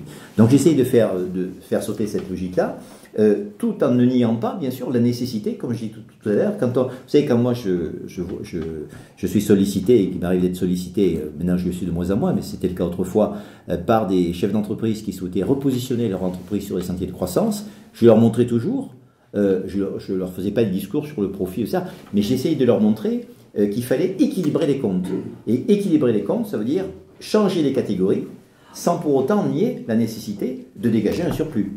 Ensuite, effectivement, il y avait des clés de répartition pour répartir ce surplus au milieu des intérêts de l'ensemble des parties constituantes. Oui. Bon, premier point. Donc, on sortait un peu de cette logique Public, on ne s'occupe pas, on fait du budget, on est financé, et privé, ce n'est que lucratif. Donc on permet ça. Alors, dans cette logique, comme je vous ai dit, de la logique CARE, qui n'est pas la mienne, hein, je voulais simplement présenter, je pense que dans sa logique, il s'agit de budget, c'est-à-dire qu'on met en place des budgets prévisionnels, en quelque sorte. Le capital, il existe, il y a un capital. Ce capital, il est présent pour lancer l'entreprise. Bon. Mais pour lancer une entreprise, vous pouvez vous dire, voilà, pour le patrimoine, en quelque sorte, humain, en quelque sorte, pour les hommes et les femmes, je veille à ce que les conditions de travail soient de bonnes conditions de travail. Je veille à ce que les salaires soient des salaires cohérents et qui correspondent à la cherté de la vie, etc. Vous voyez, bon, c'est à peu près ce que sont... Alors, on peut se mettre d'accord sur la hiérarchie des salaires aussi. Certains, comme Bernard Friot, pensent qu'on ne devrait pas dépasser, on doit passer de 1 à 5, si vous voulez. Bon, voilà, on peut se mettre d'accord sur ça, très collectivement. Vous voyez? Donc, et pour en quelque sorte le patrimoine naturel, là aussi, il y a comment internaliser, ça veut dire ça, comment internaliser ce qui autrefois était purement externalisé.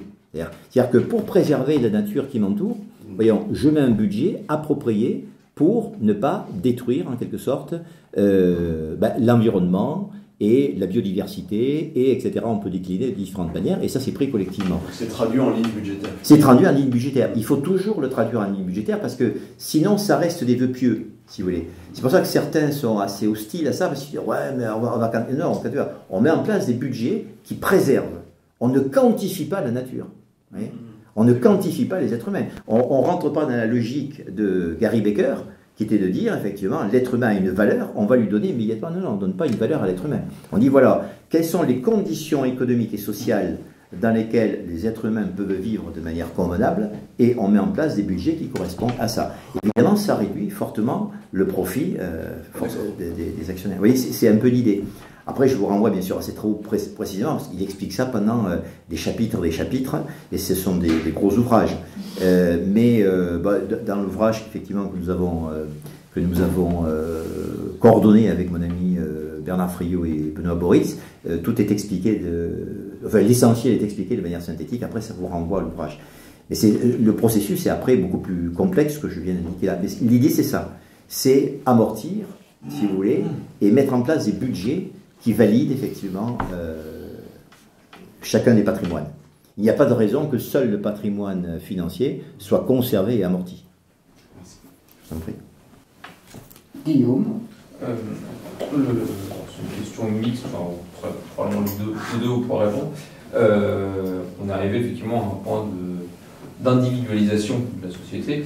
Et effectivement, c'est l'incarnation du développement personnel, du management à la personne, avec des objectifs personnels aussi, qui ne sont pas, je suis manager, c'est globalement ce que c'est, enfin, j'ai bien l'idée. Et je suis aussi membre de CSE. Et du coup, il y a un truc qui me chagrine, c'est dans votre pensée, il faut justement arrêter cette vision de profit. Et c'est indirectement, c'est justement sortir de cette individualisation et redonner un côté humain à l'entreprise ou à la structure entrepreneuriale.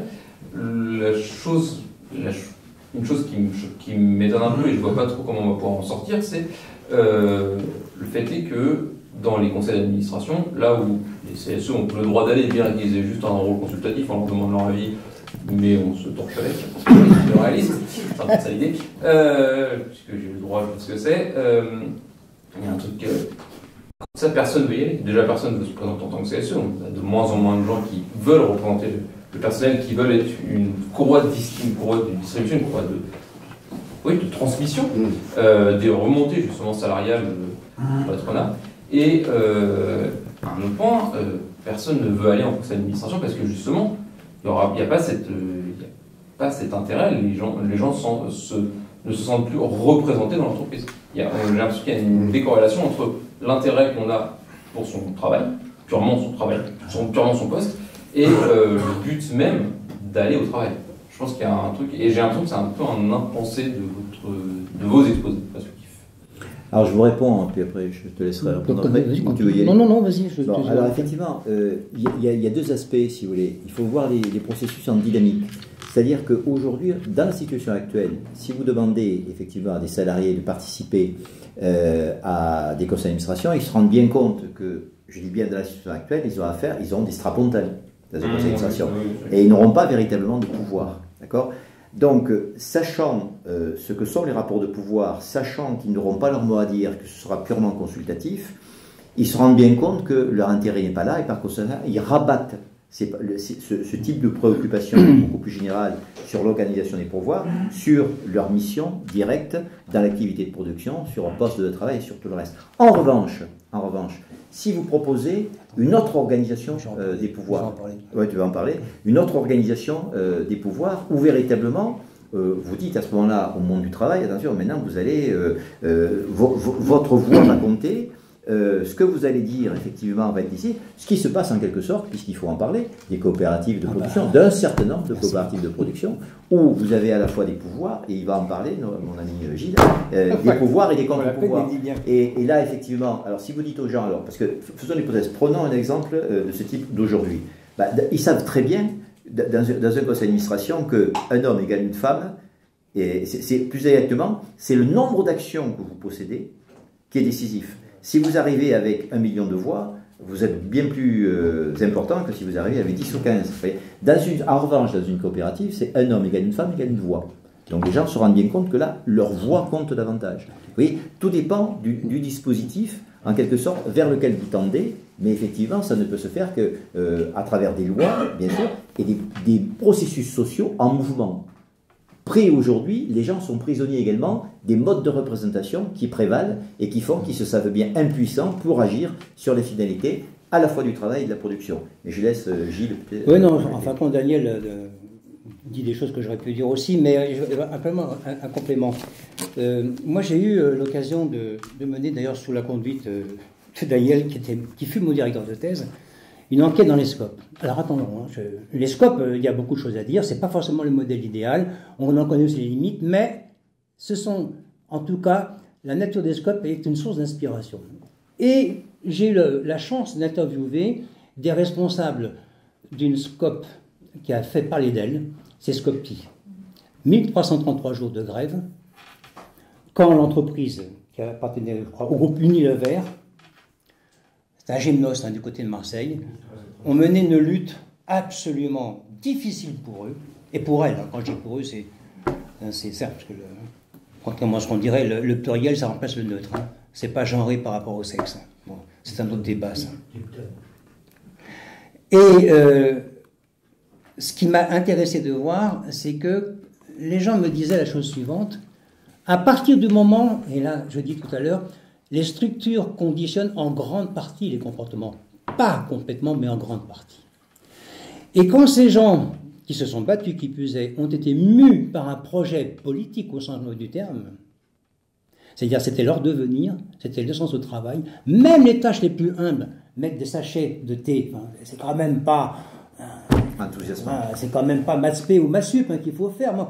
Eh bien, il y avait une surdétermination, ce qui fait que dans le psychisme est rapatriée cette surdétermination, qui fait que les gens, évidemment, avaient un degré de motivation, alors on pourrait parler de motivation intrinsèque, n'est-ce pas, ou extrinsèque, qui faisait que, d'un seul coup, là où les gens pouvaient renacler, comme dit Daniel, parce qu'en fin de compte, il n'y avait qu'une seule chose à faire, le seul droit, c'était de la fermer. Du jour au lendemain, ça a changé. Tout le monde n'est pas au même niveau d'égalité. Les scopes, il y en a quelques-unes qui n'ont de scope que le nom, c'est tout. J'ai un deuxième exemple, et après j'arrêterai là. D'ailleurs, cette entreprise, cette coopérative a fait l'objet d'un article dans Mediapart cette semaine. C'est une très belle librairie que je connais parce que je la connais comme acheteur de livres aussi, qui est à Clermont-Ferrand, qui s'appelle Les Volcans. Que notre ami... Ah bon, d'accord. Je connais très bien. Alors, bon, vous connaissez donc... Bien sûr, et l'aventure des volcans, quand ils appartenaient à Chapitre, qui a fait faillite. Voilà, bon, donc voilà. Alors, donc, vous êtes peut-être membre du conseil, enfin, je sais qu'ils ont fait aussi appel à un actionnariat comme de lecteur, peut-être en faites-vous partie. Non. C'est un tort. Non, c'est un jugement. Non, je veux dire que c'est remarquable, parce que moi, je les connais bien, j'ai connu très très bien Martine Lebeau, enfin, l'ancienne générante qui est partie à la retraite maintenant. Alors, il faut savoir que aussi, ce qui est important, c'est que la direction, les membres des directions dans une COP, dont le gérant ou la gérante est élu. Et qu'à tout instant, selon les lois des SCOP, Il suffit qu'il y ait quelque chose qui n'aille pas dans son leadership, comme on dirait aujourd'hui, pour qu'il y ait une assemblée générale extraordinaire et que ce gérant ou cette gérante soit démise. Et chaque année, évidemment, il y a une remise du mandat, etc. Ce qui est intéressant de voir, c'est que les réactions que j'ai eues de ces scopeurs, je les appelle comme ça, contre les scopeurs, c'est que là aussi, ces gens, j'étais quand même bluffé, il faut bien le dire, l'enthousiasme. Il y a des jours où ça ne va pas, hein, il y a des conflits. Hein. Attendez, le monde bisounours de l'entreprise, fût-elle SCOP ou autre, démocratique, il y aura toujours la conflictualité, parfois le nécessaire, et c'est grâce à elle qu'on s'enrichit. Mais il y avait quelque chose que j'avais senti là, au téléphone là, chez Scopti, mais là je les ai vus en direct, hein, je suis allé chez eux, donc premier étage, il y avait le bureau là-haut, et tous me disaient que la notion de démocratie était tout à fait importante. Ils avaient banni complètement la direction participative par objectif. Alors j'ai posé la question en faisant l'avocat du diable, mais comment ça se fait s'il y a un tir au flanc parmi vous? Parce qu'il n'y a plus d'objectifs individuels, des objectifs collectifs. Et là, la réponse a été catégorique, mais de toute façon, tout le monde sait qui fait quoi ou ne fait pas quoi dans le collectif de travail. Ce qui fait qu'en fin de compte, quand on parle de l'évaluation, il faut savoir que là, ça prend complètement l'autre sens. Tout le monde s'évalue du jour au lendemain, y compris le gérant, la gérante qui est évalué. Et on remet les choses au tapis si ça ne va pas. Ça, c'était tout à fait intéressant. Donc, à la fois, ils avaient, évidemment, ils se conforment à la loi, hein, bien entendu, hein, les entretiens professionnels, parce que bon, tout ça, mais en même temps, il y a quelque chose qui se passe. J'en reviens à Scopti, c'est qu'ils ont mis en place, Scopti, donc à Gemnos, à Marseille, ils ont mis en place une double structure. Et la structure juridique, le droit français, le droit des sociétés, hein, je pense que c'est une VSA d'ailleurs. Ouais. Et puis, ils ont mis en place un organigramme qui est complètement par cercle concentrique, comme ça. Qui fait qu'en fin de compte, ils ne tiennent pas de double comptabilité, hein, c'est pas ce que je veux dire. Mais enfin, ils ont un mode de fonctionnement qui est à rebours du modèle dominant. Et enfin, pour répondre un petit peu à votre observation, c'est qu'à partir du moment où, dans la cité, ou dans l'entreprise, on dénie la notion élémentaire de démocratie, il ne faut pas s'étonner que les citoyens ne le soient pas. Et il y a un proverbe que disaient nos grands-mères, on ne fait pas boire un âne qui n'a pas soif. Oui, alors. La distinction cadre-employé qu'on retrouve jusqu'à la structure des syndicats, comment a-t-elle évolué et est-ce que vous considérez qu'elle est toujours pertinente? Alors, la notion de cadre, s'il y a bien un segment de salariat qui est très hétérogène, ce sont bien les cadres. En gros, on peut dire aujourd'hui qu'il y a une césure profonde entre les cadres très supérieurs, les cadres de direction, qui sont, eux, conviés aux instances stratégiques, et puis les cadres de proximité, qui sont les cadres opérationnels, qui, eux, font tourner la boîte. Donc déjà, c'est une première segmentation. Mais cette segmentation continue encore. Cela dit, il ne serait pas déplaisant au MEDEF de supprimer le statut de cadre aujourd'hui. Parce qu'évidemment, ce sont des obligations, ce sont des cotisations en plus et tout. Donc, essayer de tout lever par le bas, ça fait partie aussi de ces catégories. Je ne sais pas si je réponds à votre question. Mais en tout cas, cette notion-là est toujours là. Et, bien entendu, coucou, on va y arriver. Ça concourt aussi, d'une certaine façon, à un phénomène de bureaucratisation, s'il ne faut pas l'oublier. Surtout dans les sociétés non lucratives, syndicats, associations, où on retrouve les mêmes dérives. Donc il faut faire très attention à ça. C'est pour ça que la notion de cadre, par exemple, dans une SCOP, alors évidemment, il y a des statuts, parce que c'est la législation française. Mais, par exemple, quand je discutais avec des managers, on va reprendre le mot un petit peu commun, ils ne se considéraient plus comme des managers. C'était pour eux des gens qui avaient pris des responsabilités, au sens latin. Respondere, c'est-à-dire répondre de quelque chose à quelque chose. Et on pourrait dire que là, la notion d'encadrement, dans une SCOP qui tourne vraiment avec un projet politique surdéterminant, on est là dans une délégation de compétences de direction d'animation. Et là, on évite, pas complètement, le phénomène de bureaucratisation qui peut s'en suivre, ou des privilèges qui sont afférents. Est-ce que je réponds à votre question? Merci. Oui. Oui, j'avais une question pour chacun des deux intervenants. Pour Daniel Bachir, tu nous as bien fait comprendre, me semble-t-il, que dans notamment la déclaration de 89, le concept de droits économiques et sociaux était absent.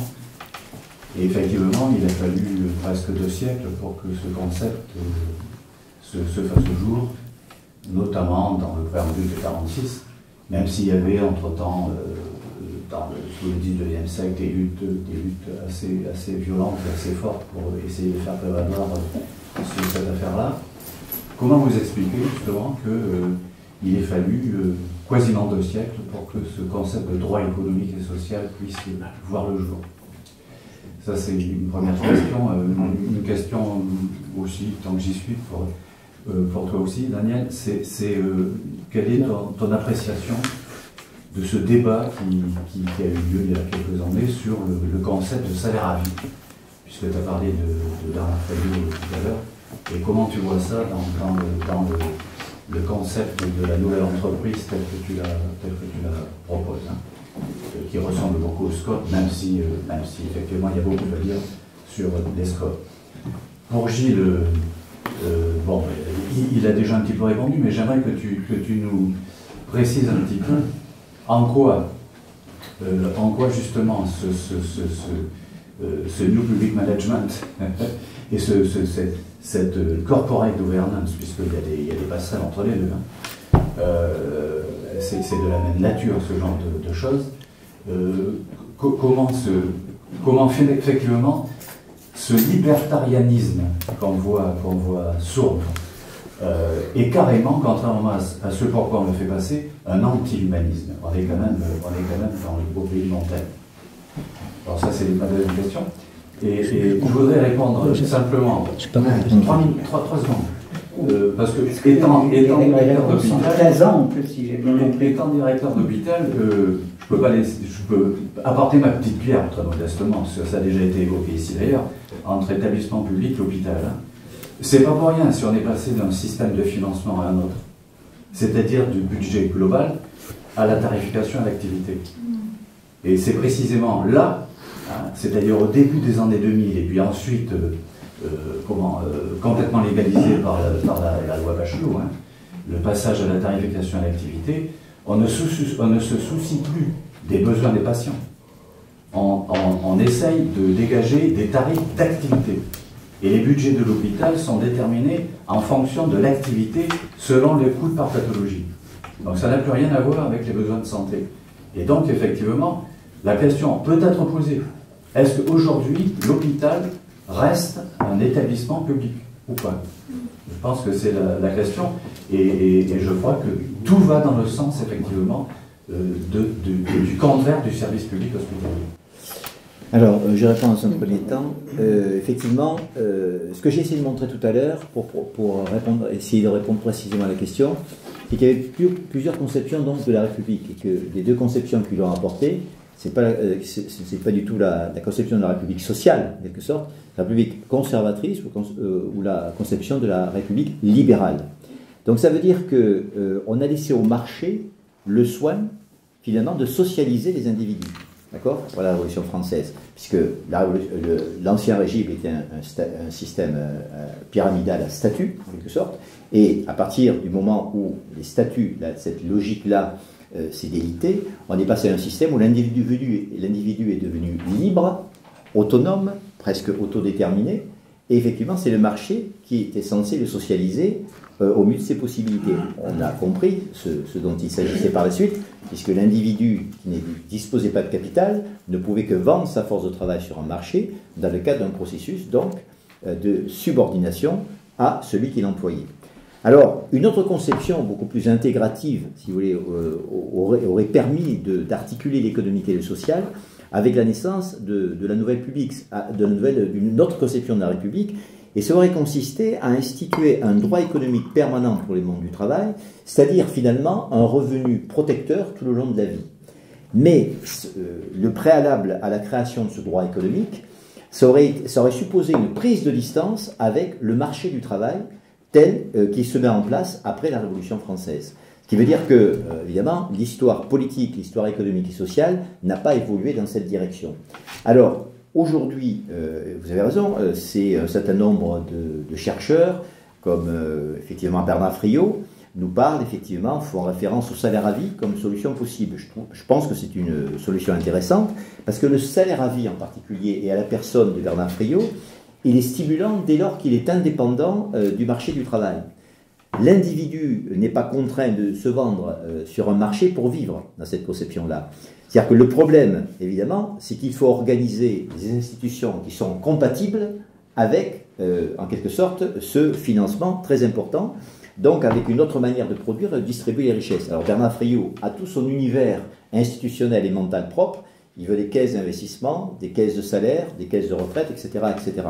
C'est tout à fait intéressant, mais moi je pense que ça peut être conçu pour après-demain. Dans un premier temps, il faut arriver à ce système-là. Prenons ce qu'il propose, ce financement, ce salaire à vie. À partir de 18 ans, on a un salaire conséquent qui nous permet effectivement de choisir la vie que l'on souhaite dans le cadre d'un parcours professionnel qui, avec des épreuves de qualification, qui au fur et à mesure nous permettent de passer des échelons et d'aller le plus loin possible. Alors, je pense que c'est tout à fait possible avec les ouvertures que nous avons présentées ici, nouvelles finalités assignées aux entreprises et aux banques, entre autres, bien sûr, nouvelle conception de l'État, parce que c'est d'autres politiques économiques et d'autres politiques publiques qu'il faut mettre en place. Mais il faut trouver les équilibres, évidemment, au niveau micro, méso et macroéconomique. Et donc, je rappelle quand même que le néolibéralisme, il n'est absolument pas conséquent de ce point de vue, puisqu'il n'assure pas les conditions, en quelque sorte, de sa propre reproduction. C'est toujours chaotique, c'est toujours un coup de crise financière, etc. etc. Donc, le néolibéralisme, de ce point de vue, n'est absolument pas conséquent. Et donc, on retrouve, alors, il y a cette idée assez radicale chez Bernard Friot qui va loin, donc, mais qui est tout à fait compatible à partir du moment où on se donne des institutions permettant, effectivement, de remplir ce contrat. Et puis on retrouve effectivement une idée un peu comparable à celle de Bernard Friot, mais de manière beaucoup moins radicale chez Thomas Piketty, par exemple, qui propose l'introduction, lui, d'une propriété sociale, d'une propriété temporaire, qui est liée à la socialisation de l'héritage. Et lui, ce qu'il propose, c'est une dotation universelle, beaucoup moins importante que celle de Bernard Friot, mais qui, d'une certaine manière, permet de prendre des distances avec le marché capitaliste, qui est tout sauf socialisateur et qui ne permet pas aux individus de partir avec l'égalité des chances que l'on souhaiterait. D'accord ? C'est-à-dire que l'égalité des chances est un faux concept. Le vrai concept, c'est situation égale de départ. Là oui, mais pas égalité des chances, qui est une liberté purement formelle. Oui, est-ce que tu pourrais préciser ta question, parce que je n'ai pas tout saisi. Non, simplement, je voulais dire en deux mots, le développement personnel, si on prend pour Jacques Contant ce genre de formule, pourrait apparaître comme une sorte d'enrichissement humain. Alors qu'en fait, c'est tout le contraire, puisque c'est carrément un anti-humanisme. Voilà, je voulais simplement que tu développes. En fait, déjà un petit peu dit. Oui, le développement personnel, bon, d'abord, il faut savoir, qu'est-ce qu'on entend par là ? Moi, je considère que si quelqu'un aime faire la pâte à modeler et une projection narcissique de son ego, c'est déjà du développement personnel. Celui ou celle qui s'adonne au cours des théâtres, c'est du développement personnel. Moi, je pratique un art martial, c'est un développement personnel. Bon, là-dessus, il n'y a pas de débat. Ce qu'il faut quand même savoir, c'est que, si on va au Volcan, par exemple, où j'ai constaté ça, et d'ailleurs récemment, il y avait un responsable d'une grande librairie à Strasbourg qui disait, je crois, j'ai noté que en l'espace de 15 ans, le nombre de titres d'ouvrages de développement personnel a été doublé. Voilà. Il faut voir un petit peu, hein, le rayon, c'est extraordinaire. Alors, c'est comme dans tout, il peut y avoir du fatras, du charlatanisme et tout, il peut y avoir évidemment des choses tout à fait intéressantes. Mais pourquoi l'entreprise fait ça ? C'est ça, en fin de compte. C'est parce qu'en fin de compte, elle décline les postulats anthropologiques du néolibéralisme, c'est-à-dire, en fin de compte, la société n'existe pas, seul l'individu compte. Et que, en fin de compte, nous sommes responsables de nos échecs ou de nos réussites. Voilà, en clair, c'est ça. Et comme ça fait maintenant, depuis on est en 2024, ça fait 44 ans que le rouleau compresseur, la propagande est là. Je vous renvoie à des émissions dans les années 80 où il y avait même un ex-chanteur qui est décédé depuis, qui avait remis ses convictions premières et qui était dans une émission qui s'appelait Vive la crise. Il s'agissait d'Yves Montand. Regardez Catherine Deneuve à l'époque, elle disait enrichissez-vous, elle disait un peu comme Guizot, prenez des actions. Et puis l'État, c'est pas beau, puis la bureaucratie, enfin bref. Il faut dire que c'est très bien fait. Et l'entreprise, finalement, donc, en rajoute une couche. Et pour faire plaisir, notamment un segment particulier, je crois que d'ailleurs c'est vous, monsieur, qui posez la question des cadres. une catégorie de cadres, il va falloir qu'on les choisie, enfin qu'ils fassent l'objet de soins. On va leur proposer des stages de développement personnel. Alors, il fut une époque, c'était le saut à l'élastique, très dangereux d'ailleurs par rapport à ça. On en tirait des conclusions d'ailleurs, il faut bien dire des saloperies. Hein. J'ai peur du vide, est-ce que pour ça, parce que j'ai peur du vide, je ne veux pas prendre un risque, entre guillemets, en faisant un pari sur quelque chose. Bon, tout ça, ça fait plaisir. Moi, j'ai connu ça dans ma boîte. Hein. Il y a un côté vachement sympa. Avec les collègues, on faisait des ponts, on faisait des cours de mime et tout. Cela étant, l'entreprise ne fait jamais les choses gratuitement.